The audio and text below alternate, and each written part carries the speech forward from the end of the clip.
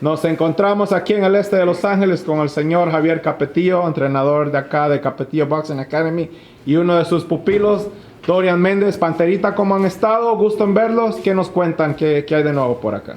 Un placer hacer esta entrevista y...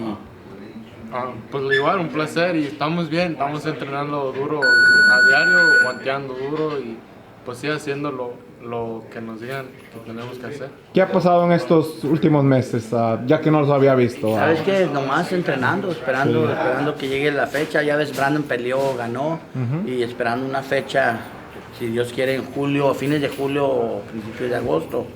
Luke parece que agosto 12. Agosto 12. Contra Marshall.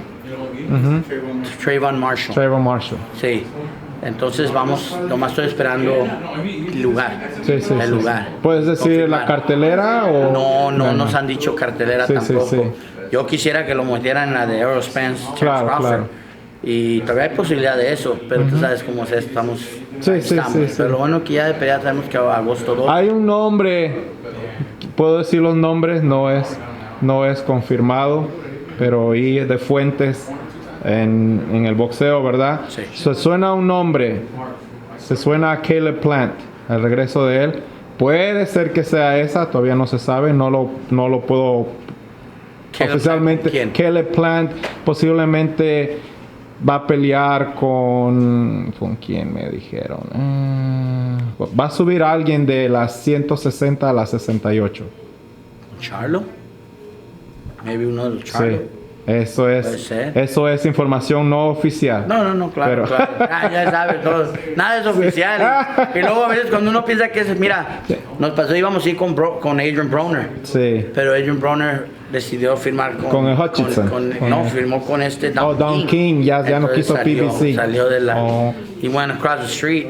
Ya no se hizo. ¿Qué tan cerca estuvieron ustedes? Muy cerca. Sí. Muy cerca. Si no hubiera ido ahí, esa era la pelea ahí. Wow. Me di cuenta después de todas las negociaciones que hicieron allá. Pero ya me habían dicho que era una pelea muy buena, que iba a estar muy contento, que casi le íbamos a dar un beso a Luis de Cuba si se hacía esto, y ya estamos. Sí. Y desgraciadamente pues pasó eso. Decidió él, le dice, por otro camino, y ahora pues los que nos toca es este muchacho, el moreno, Marshall Tribal. Sí, fue el que le ganó a Cudratilo. Pues no sé, pero sí, es unos mexicanos, cabrón que sea. Sí, ok, entonces agosto 12, ¿verdad? Agosto 12 es la fecha, y Dorian, en cuanto salga algo, ha estado aguanteado con mucha gente, le ayudó a Jesús, a Chuy, para la pelea, sí. Para esta pelea que tuvo. Y también ha estado trabajó con este muchacho venezolano que le ganó a Rashid Elias, con él también a Villa. Con Villa, sí.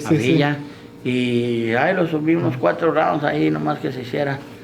¿Lo vas a debutar acá pronto? Con Virgil lo subí ¿También estuviste allá con Virgil? ¿Qué tal?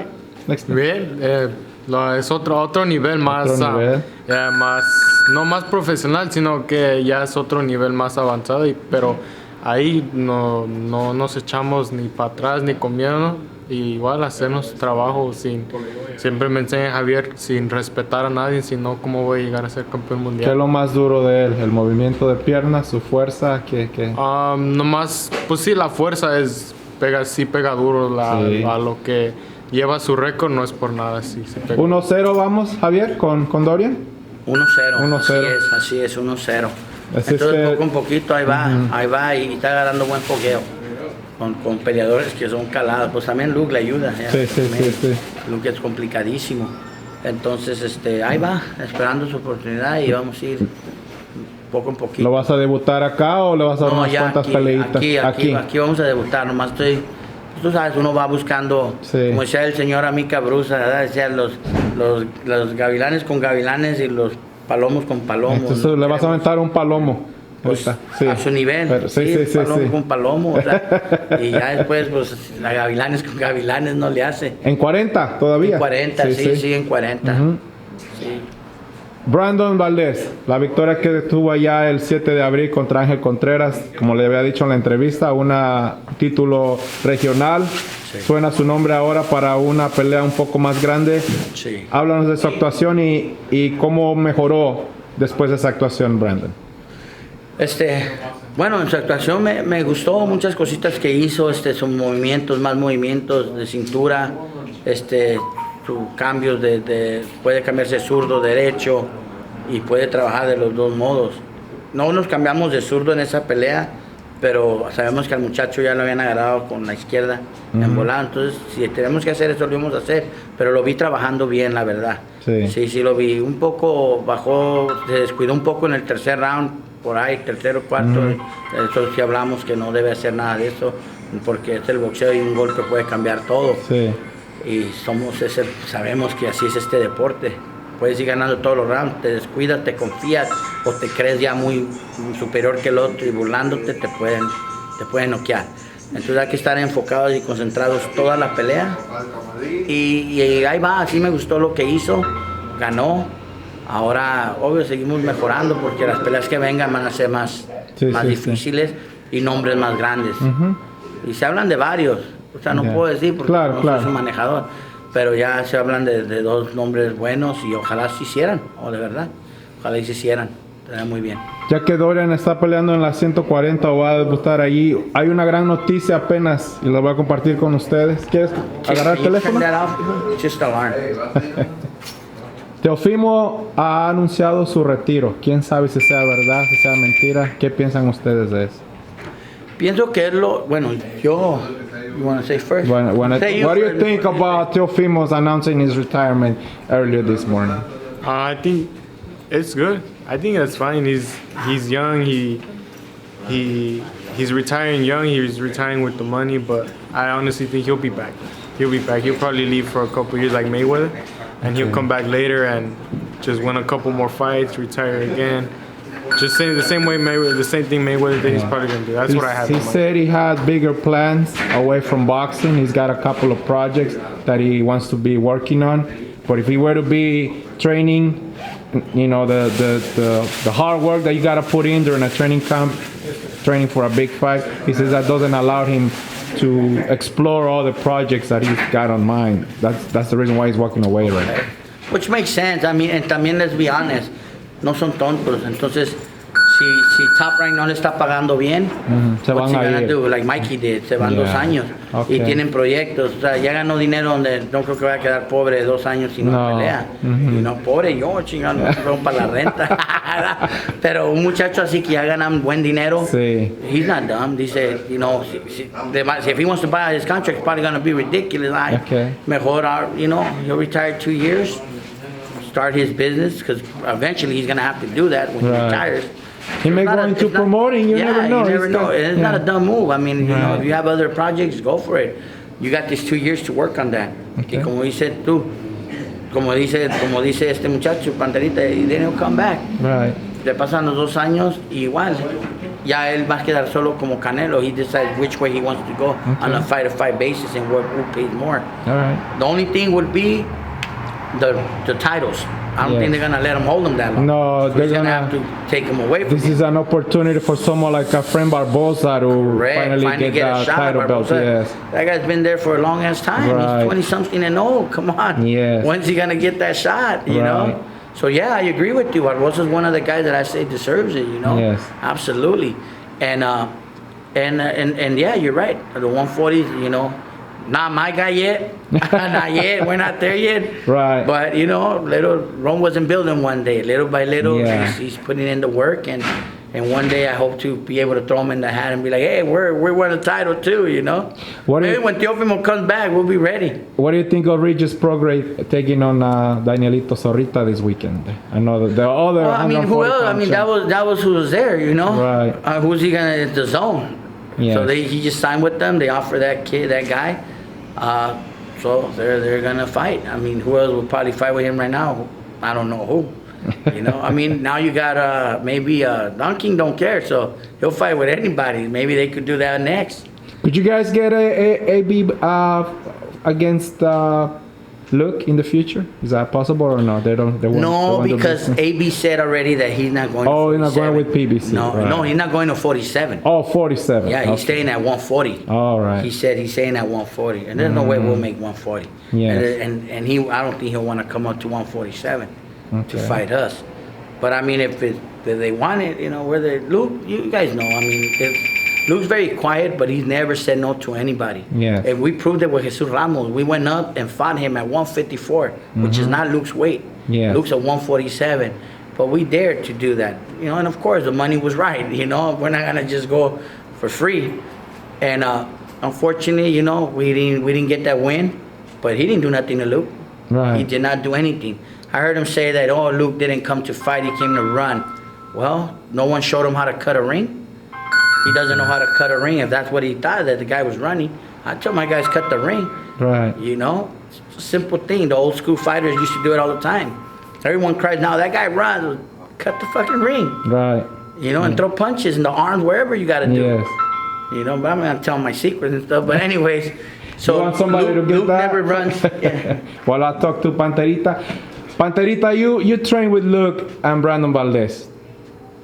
2 different weight classes, but you get to go in the ring with them and spar. Tell us what their strengths are, how talented they are, and how they make you a better fighter as a young prospect that you are yourself. With Luke, anything, it's the movement, his awkwardness. You feel like he's right here, and then you throw the punch, and his whole body's on the other side of the ring already.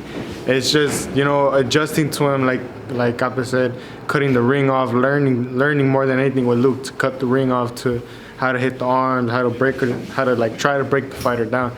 And with Brandon, it's more the speed, being quick, blocking a lot of punches, moving the waist, using your legs, using your reach, learning to use your like body as an advantage in a fight with another fighter.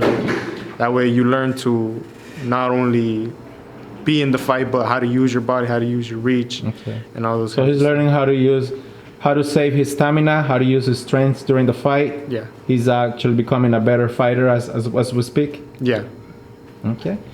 Javier, tell us about your young talent here. You've known this kid for years now. Obviously, he trains here. He's one of your trainers too. But you built such a strong bond with all of your fighters. Yeah.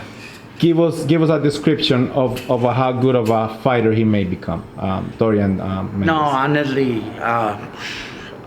sky's the limit for him. The kid works. Whatever I tell him, you know, there's times we have bad times and I yell at him and get mad at him, and you know, but he's always here. He listens. He's humble, and he honestly, he could.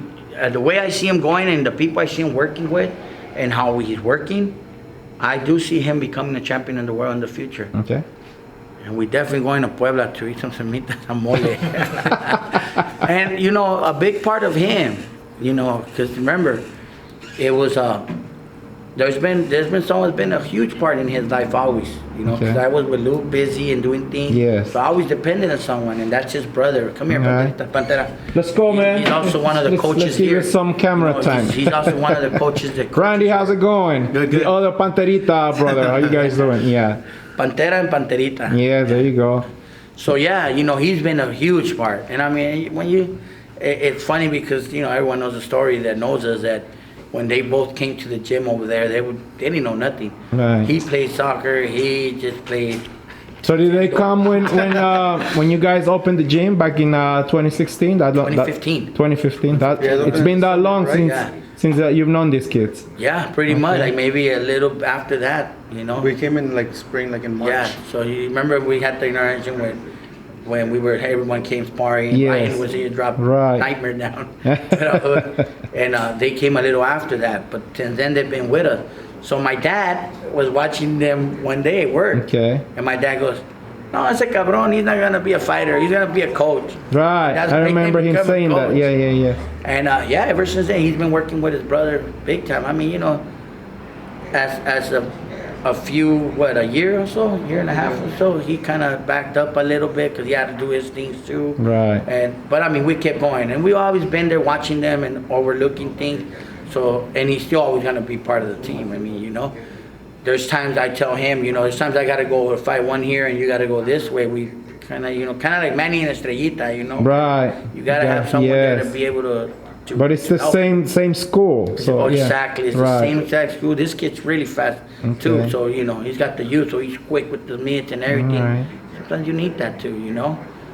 So, you know, and of course, you know, these kids have just like Luke does, and all my fighters, you see that. I bond in a weird, different way with each one of them. But I knew their father, rest in peace, Don Felipe. Yes. And that bonds even more. Okay. How did you become so good with the mitts? What makes you actually, such a great trainer?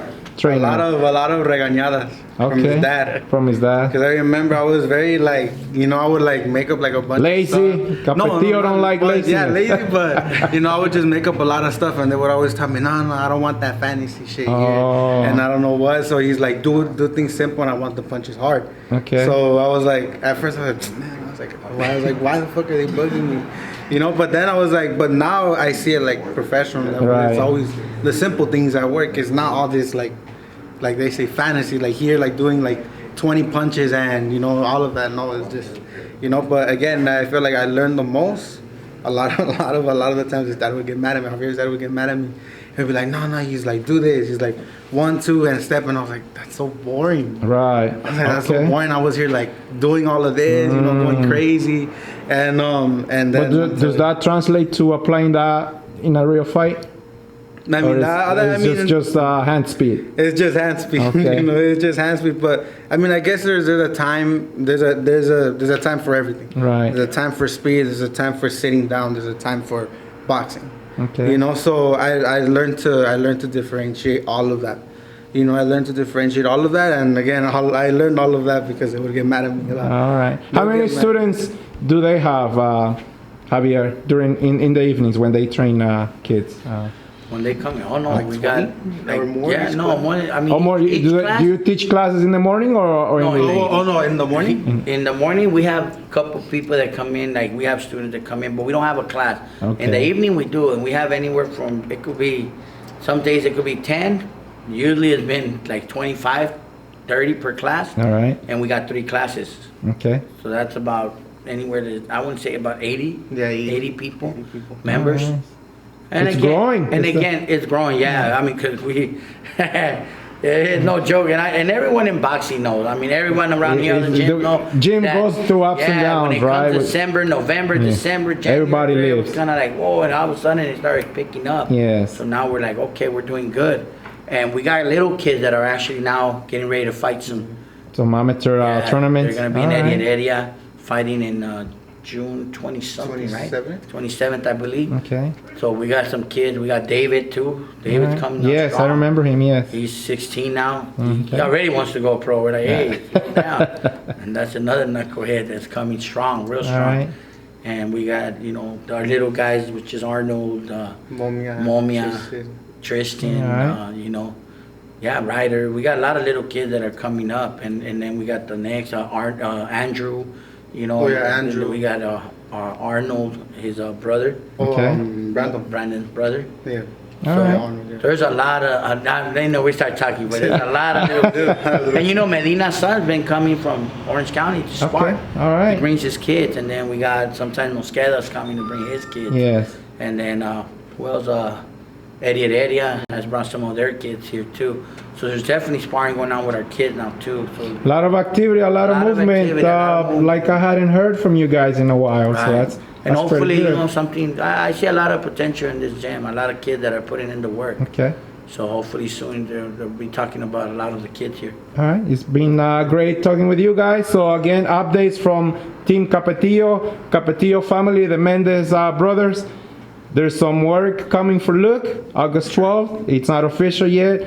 Brandon Valdez, and of course, keep an eye on this young man. He's coming, 140 pounds.